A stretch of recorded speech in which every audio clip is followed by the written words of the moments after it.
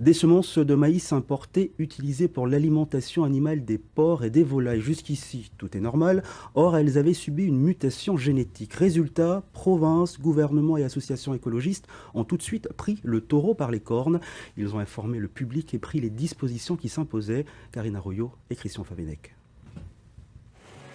Si l'on vous dit organisme génétiquement modifié, OGM, c'est interdit depuis 2014 en France comme en Calédonie. Là où cela devient plus subtil, c'est lorsqu'il s'agit d'un VTH, végétal tolérant aux herbicides. Il a subi une mutagénèse. Il n'est donc pas considéré comme un OGM et pourtant, explication. On bombarde en quelque sorte une plante, donc les gènes d'une plante, via soit une exposition à des lumières ultraviolettes, des produits chimiques, des radiations, différents rayons.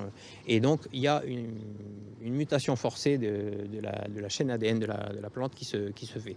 Donc nous on considère, et d'ailleurs beaucoup de scientifiques considèrent que c'est un OGM comme un autre, donc parce que ce n'est pas un processus naturel. Dès que les institutions ont été informées de l'importation accidentelle de ces semences, elles ont réagi. La province l'a appris par la décale lorsque les semences sont arrivées.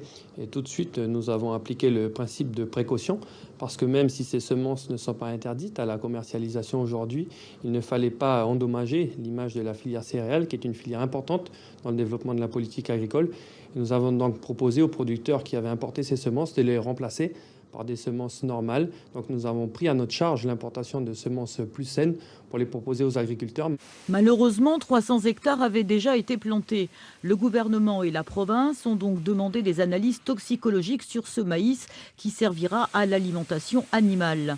L'association Stop OGM reste vigilante. Ça fait déjà quand même 3-4 ans qu'on se bat pour faire adopter une réglementation digne de ce nom, qui soit un vrai garde-fou, parce qu'en milieu insulaire, on est beaucoup plus vulnérable qu'en pays continental, d'autant plus qu'on a une très faible autonomie alimentaire et semencière ici. Donc on est vraiment très perméable aux invasions style OGM. Donc là, on est très content que les autorités prennent le taureau par les cornes sur ce sujet suite à cette alerte. Et on est comme Saint-Thomas, hein, on attend de voir et puis on va suivre ça de près. Et on se tient à disposition en tout cas pour aider dans ce dossier. Ces semences australiennes prouvent que notre confiance vis-à-vis de ce pays exportateur doit être révisée. Si la Nouvelle-Calédonie interdit avant la fin de l'année 2016 ces semences produites par mutagénèse, nous serons le premier pays au monde à interdire ces semences-là.